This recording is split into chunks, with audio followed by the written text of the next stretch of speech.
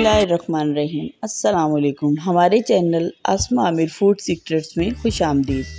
Video शुरू करने से पहले आप चैनल को सब्सक्राइब और बेल आइकन को प्रेस करें ताकि आइंदा आने वाली वीडियो की नोटिफिकेशन आपको मिल सके। चलें तो फिर अपनी रेसिपी का आगाज़ करते हैं।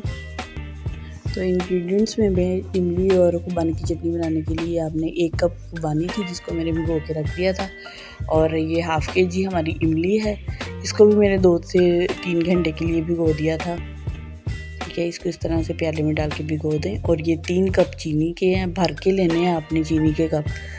3 कप चीनी के लेने हैं भर के, और ये सिर्फ़ और सिर्फ 1 टेबलस्पून भर के चाट मसाले का लेना है। सिर्फ यही है इसमें, ये 4 चीज़ों से आपकी इतनी ज़बरदस्त इमली की चटनी तैयार होगी कि सब उंगलियां चाटते रह जाएंगे। तो अब मैं बताती हूँ इस तरीके से। एक आपने हमें क्योंकि इमली का पल्प चाहिए तो एक स्ट्रेनर ले लें। स्ट्रेनर की हेल्प से आपने इसके अंदर इमली को छान लेना है कि हमें इसका पल्प चाहिए, पल्प निकालने के लिए। तो मैं आपको बताती हूँ कि इस तरीके से आपने स्ट्रेनर में इमली को डालना है ताकि उसके जो गुठलियाँ वगैरह हैं वो ऊपर ही रह जाए और बाकी जो साथ होती है उसकी मटेरियल ऊपर रह जाए और पल्प हमें मिल जाए। इस तरीके से ये देखें, चम्मच की मदद से आप डालते जाएं।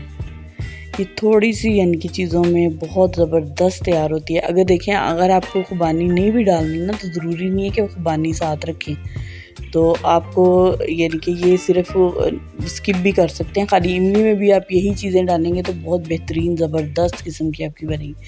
तो अब मैंने ये देखें स्ट्रेन कर लिया इसको। ये देखिए इस तरीके से हमें पल्प चाहिए था तो हमने इसका पल्प ले लिया है। पल्प हमारे पास अब रेडी हो गया। ठीक है, तो इसको अच्छी तरह से आप निचोड़ लें।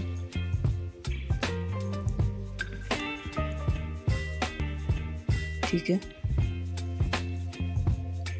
इस तरीके से जो बाकी गुठलियाँ वगैरह रह गई वो आप हाथ का इस्तेमाल कर लें ताकि अच्छी तरह उसको आप ना ऐसे करके बिल्कुल अच्छी तरह से दबा कर, ताकि ना ज़ाया ना हो, इमली दबा कर अलग कर लें, निकाल लें इन गुठलियों को। ये अब हमारे पास इमली का पल्प आ गया है। अब मैं बताती हूँ कि इसके बाद आपने क्या करना है। इसके बाद आपने एक ब्लेंडर जग लेना है। ठीक है, तो आपने उसके अंदर ये जो खुबानी थी जो मैंने भिगो के रखी हुई थी, इस खुबानी को इसके अंदर डाल के तो ग्राइंड करना हमने अच्छे तरीके से। इस तरह से इसके अंदर सारी खुबानी डाल दें। चाहें तो आप थोड़ा सा पानी भी ऐड कर सकते हैं, लेकिन जिस पानी में आपने भिगोया है उसमें ही करें आप। ये देखें, अब मैंने इसी तरह उसको ग्राइंड करके तो हमने खुबानी का भी पल्प ले लेना है। मेरी कोशिश यही होती है कि मैं आपको इस तरह चीज़ सिखाऊं कि आपको समझ में आ जाए, ताकि आपको मसला ना हो, और स्टेप बाय स्टेप इसी तरह फॉलो करें आप, और बहुत अच्छी चीज़ बनती है। इसी तरह आपने एक पतीली लेनी है, उसके अंदर हमने पल्प को ऐड किया, इमली के पल्प को ऐड कर लिया। अब हमने इसके अंदर खुबानी को डालना है। खुबानी का जो पल्प मैंने बनाया था वो हमने इसके अंदर इस तरीके से ऐड कर दिया। हाँ जी, ऐसे हमने ऐड कर दिया।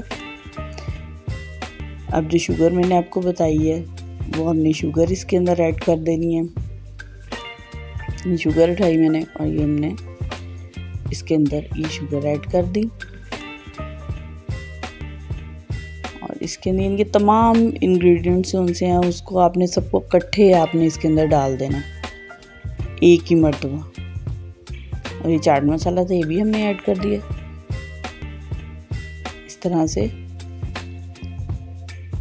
चाट मसाला हमारा ऐड हो गया। अब हमने इसको चम्मच की मदद से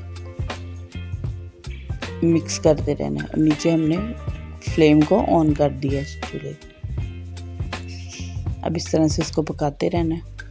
तकरीबन आपने 15 से 20 मिनट इसी तरह इसको पकाते रहना है अच्छी तरह, जब तक कि ये थिकनेस की तरफ ना जाए, क्योंकि ये चटनी है तो ये थोड़ी सी थिक ही होना चाहिए इसका टेक्सचर। इतनी टेस्टी ये बनती है ना कि बहुत मज़ेदार। इसमें कुछ भी और चीज़ें ऐड करने की ज़रूरत नहीं कि ये डाल लें, पाउडर डाल लें, लहसुन का, अदरक का, ये कर लें, वो कर लें, कोई ऐसी बात नहीं इसमें। ये बहुत सिंपल वे है।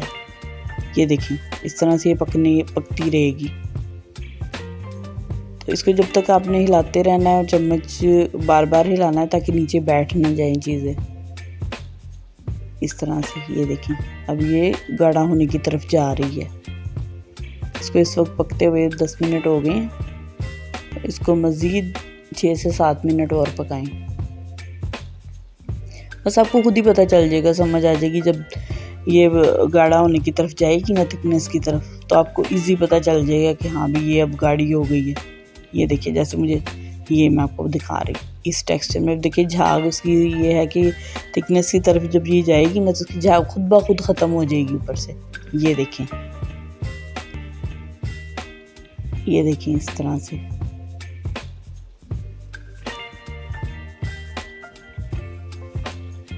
इसको पकाना है, थोड़ा सा और पकाया मैंने इसको, 2 मिनट और मज़ीद पका लिया। इनकी टोटल आपको 20 मिनट लगने हैं इसको रेडी करने में। और नॉर्मल, ज़्यादा बहुत तेज़ भी नहीं फ्लेम करना, बहुत स्लो भी नहीं करना आपने फ्लेम को ना। ये देखें इस तरह से ये अब रेडी हो चुकी है। आपने ठंडा करना है, ठंडा करके इसको। अच्छा व्यूवर्स, तो मैं उम्मीद करती हूँ कि आपको आज की रेसिपी आपको ज़रूर पसंद आई होगी। आप इस रेसिपी को ट्राई करें और कमेंट सेक्शन में मुझे अपना फीडबैक शेयर करें। अगर आप सबने अभी तक मेरे चैनल को सब्सक्राइब नहीं किया तो इसको सब्सक्राइब करें। चलें तो व्यूवर्स अब इजाज़त दें। अल्लाह हाफिज़।